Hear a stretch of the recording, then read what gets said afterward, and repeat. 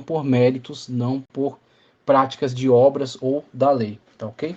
Então temos aí esse primeiro momento, esse embate, né? Essa não compreensão por parte da maioria dos judeus, essa aceitação por parte de alguns, e quando esta aceitação se manifesta, agora estes são incumbidos de ir por todas as terras.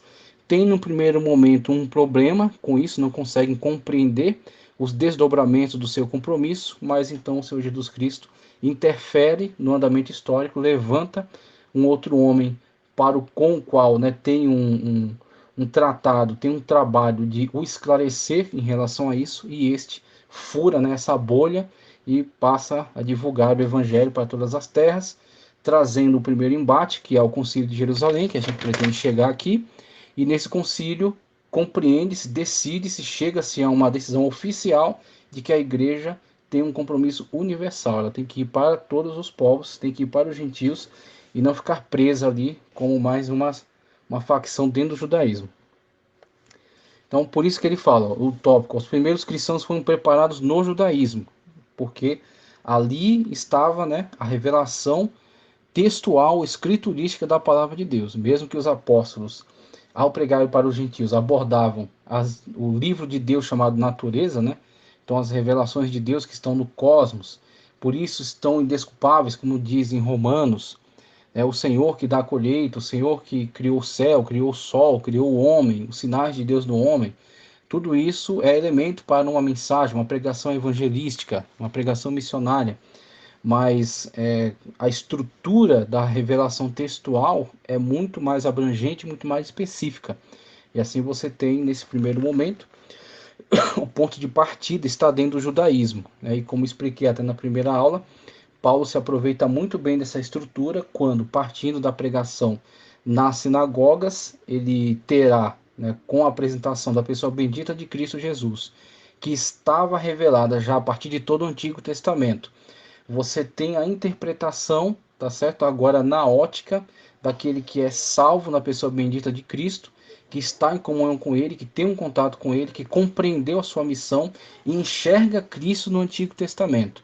E aí, quando você tem Paulo declarando a pessoa bendita de Cristo nos textos da antiga aliança, você causará nestas sinagogas para a qual ele se volta, que estão no mundo gentílico, estão espalhadas na Grécia, em Roma, na Ásia, na Bitínia, tá certo? Na Caia, estão espalhadas por diversos lugares, porque você já tem um movimento de diáspora dos judeus já desde muito antes na história, né? Eles já estão fazendo, de certa forma, a partir do exílio babilônico, do retorno, depois de alguns movimentos migratórios, judeus que foram para Alexandria no Egito, foram para Roma, foram para a Grécia. Então, você tem já sinagogas espalhadas. E Paulo, abordando muitas destas e comunicando Cristo através do Antigo Testamento, causa uma divisão ali, né, um debate intenso. Desse debate, você terá alguns que concordarão com Paulo e outros, muitas vezes a maioria, sim, que discorda completamente dele e os expulsa, sendo Paulo agora expulso juntamente com aqueles que concordaram com ele. E destes que saem da sinagoga, têm conhecimento do Antigo Testamento, são instruídos por Paulo, fazendo-os compreender a pessoa bendita de Cristo no Antigo Testamento, como cumprimento de toda a profecia. E agora você tem o presbitério da igreja, que é detentora do conhecimento da antiga aliança e passa a comunicar agora Cristo a partir dessa base textual da antiga aliança, sendo a nova aliança constituída a partir do ensino dos apóstolos, tá certo? E o ensino daqueles que estiveram ligados aos apóstolos. Então você tem Mateus ensinando, e aí certamente os seus discípulos, ouvindo seu ensinamento, vão coletar ensinamentos e organizar no evangelho para que isso não se perca para a posteridade. No primeiro momento, a preocupação não foi escrever textos, e sim proclamar o evangelho. Então entende-se que nesse primeiro esforço de proclamar o evangelho, você tem a pregação dos apóstolos e as informações dessas pregações sendo recolhidas em texto nos evangelhos. E aí você tem a tradição apontando que da pregação de Pedro nasce o evangelho de Marcos, Marcos sendo então um auxiliar de Pedro e coletando essas informações, essa pregação, naquilo que veio compor o evangelho. Lucas tendo acompanhado Paulo, então Paulo tendo recebido seu evangelho do Senhor, como ele mesmo diz nas suas cartas, e Lucas sendo um hábil pesquisador e alguém que o Espírito Santo estava conduzindo, tem informações de Paulo e tem informações até de outros apóstolos, né? Então você tem essa possibilidade, isso não é nada absurdo. Você tem então Mateus, Marcos, Lucas e João, testemunho ocular, que espera então a confecção dos outros evangelhos e posteriormente, já próximo aí de 90 da era cristã, compõe o seu evangelho dando ênfase a outros aspectos que não foram prioridade dos demais. Então João olhando mais para os discursos, né, do Senhor Jesus Cristo, para aquilo que ele disse, para aquilo que ele ensinou e não tanto para a questão, vamos dizer assim, biográfica e histórica, né, mas mais para uma questão daquilo que Jesus falou.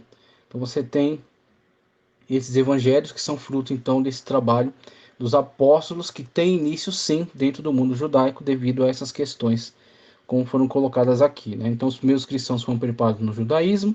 Você tem a grande promessa do Messias, o cumprimento dessas promessas em Cristo, os primeiros judeus, os judeus que têm o conhecimento dos primeiros textos sagrados, que são a antiga aliança. A partir do conhecimento da antiga aliança, na ótica agora dos cristãos, né? Na ótica desses que são proclamadores da pessoa bendita de Cristo Jesus, você tem agora as cartas, que são os primeiros documentos, provavelmente Gálatas ou Tessalonicenses, tá certo? Existe essa discussão. Eu acredito que Gálatas tenha sido a primeira, fruto da primeira viagem missionária de Paulo no sul da Ásia, tá ok? Então você tem as cartas que nascem aí do cotidiano, dos problemas diários que vão surgindo na igreja a partir de dúvidas, a partir de certas investidas que as igrejas sofrem, de judaizantes, de místicos, de gnósticos, tá ok? Então você tem, por exemplo, Colossenses, que combate algumas ideias que são certamente ideias oriundas de algum ambiente gnóstico. Então você tem, por exemplo, culto aos anjos, esse tipo de coisa. Então você tem as cartas que lidam com questões corriqueiras, tirando Romanos, que é de fato uma carta de cunho bastante teológico. E isso muito devido ao fato de Paulo não ser conhecedor direto das questões práticas da igreja que estava em Roma. Então isso foi benéfico para nós. Paulo não conhecia pessoalmente ainda os romanos e lhe escreve uma carta de cunho muito mais teológico, porque se houvesse um conhecimento mais prático, certamente ele ia dar mais vazão a discutir as questões práticas como faz na carta aos Coríntios, né? Então o Espírito Santo de Deus, que conhece todas as coisas, já preparou essa ocasião para que ele fosse inspirado a focar nessas questões teológicas, por isso nos lega então essa carta extraordinária, né, que fala acerca da salvação pela graça, né, essa grande defesa do apóstolo Paulo. Então você tem essas questões que estão relacionadas a isso. Os judeus aguardavam a vinda do Salvador, então você tem aí esse grande anseio, que foi satisfeito pela pessoa bendita de Cristo Jesus, mas não no sentido, vamos dizer assim, da expectativa gerada pelos judeus a partir do seu ponto de vista, dos seus comentaristas, das suas especulações, e sim da Sagrada Escritura.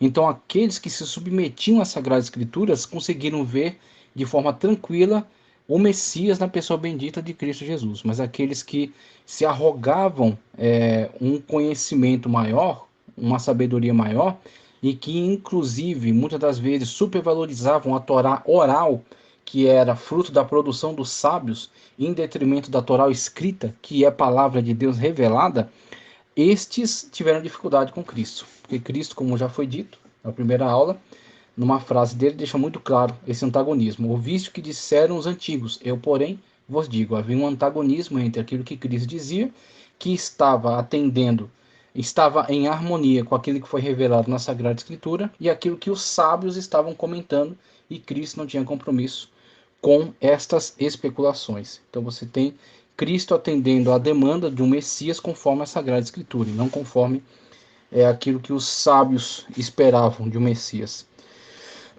Os judeus deram o cristianismo no Antigo Testamento, isso aqui foi o que eu acabei de deixar claro, toda a escritura revelada no Antigo Testamento, por isso que é simplesmente patético quando a gente vê algumas seitas que buscam rejeitar o Antigo Testamento. Inclusive, eu tive um amigo que, infelizmente, nós perdemos ele para uma seita, nós lutamos bastante para apresentar a palavra de Deus, tentar um convencimento, mas ele sofreu de fato um processo de lavagem cerebral desse líder, que mesmo nós apresentando para ele os textos que mostram todo o entrelaçamento do Antigo Testamento dentro do Novo Testamento, esse relacionamento entre os textos, essa necessidade de toda a revelação veterotestamentária, ele se atinha somente àquilo que o seu líder explicava. Então ele constantemente dizia, não, mas meu líder me explicou isso aqui dessa maneira tal, e ele simplesmente fechou os ouvidos para o convencimento da Sagrada Escritura. E assim nós, infelizmente, vimos essa pessoa não progredir na fé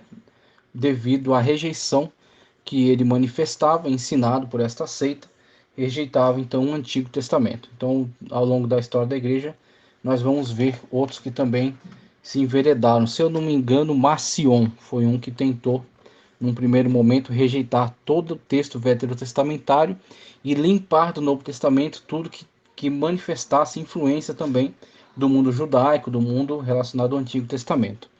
Então você tem esse tipo de manifestação sendo completamente diabólica, satânica, não é possível.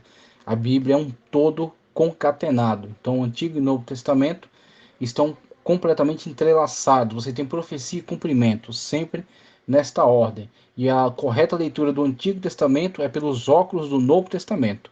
Então você só tem uma compreensão verdadeira, real do Antigo Testamento quando você o lê na ótica do Novo Testamento, que é o cumprimento. Ali você tem ali você tem o tipo e aqui você tem o antítipo, tá certo? Ali você tem a profecia e aqui você tem o cumprimento. Então você tem que olhar a partir da visão do cumprimento dessas profecias que estão todas no Novo Testamento, tá ok? Seus dirigentes, ele cita aqui Pedro e João, tá ok? Pedro e João, e aí ele dá algumas descrições e a direção destes grandes homens de Deus e de outros como Tiago, ela não deve ser entendida, ela não deve ser confundida com certas lideranças que a gente vê se manifestar tanto na época, né, da história antiga da igreja, quanto na questão da igreja institucionalizada, tá certo? Quando ela arroga para si o direito de ser a dirigente, tá certo? De todas as igrejas do mundo, de ser detentora da salvação e de entregar ao seu líder, então, a liderança sobre todos os povos. Aí estamos falando aí da institucionalização e da politização da igreja com a chamada Igreja Católica Apostólica Romana. Ok? Então a igreja, então ela se entende de fato uma estrutura eclesiástica, uma igreja apostólica, ela remete então aos apóstolos, Igreja Católica no sentido de ser universal, então ela se entende ser a regente universal das igrejas, que ela detém um poder sobre todas as igrejas, e romana porque acredita ser a herdeira de toda a cultura que havia sido produzida ao longo dos séculos pelo Império Romano. E com a sua queda, então, ela é detentora desse poderio romano, né, sobre os povos. Então, não somente um poder espiritual, mas um poder também legal, né, um poder também político. Então, quando você vê o surgimento, a gente vai ver também ao longo aqui do nosso estudo, a gente vai ver detalhadamente quando você tem o surgimento desse poderio dentro desse meio, dentro dessa sociedade romana, né, o estabelecimento aí dessa instituição, você vê então uma diferenciação entre esta instituição e a igreja primitiva que a antecedeu. Então você vê uma transformação agora daquela igreja primitiva numa instituição política, tá ok? Por isso que catolicismo não é sinônimo de igreja primitiva. No princípio nós não tínhamos igreja católica, tá ok? No princípio nós tínhamos igrejas, e as igrejas todas submetidas a Cristo, que é o seu único cabeça, e as igrejas não exercendo uma sobre as outras um domínio político, vamos dizer assim. Então as igrejas, elas naturalmente, conforme você vê informações do Novo Testamento, elas são independentes entre si, se reunindo para discutir questões doutrinárias, por exemplo. Então, os crentes de Antioquia sobem para Jerusalém para se encontrar com as lideranças que debatem questões doutrinárias. Então, você tem aí uma reunião dos cristãos para debater, deliberar sobre um assunto. E você tem aqueles que são referência na igreja se unindo para deliberar sobre determinado tema. Mas você não tem uma organização política central. na qual um homem se arrogue ser o substituto de Cristo, que é o que o Papa se entende. O vigário de Cristo, o vigário de Deus na terra, o substituto de Cristo.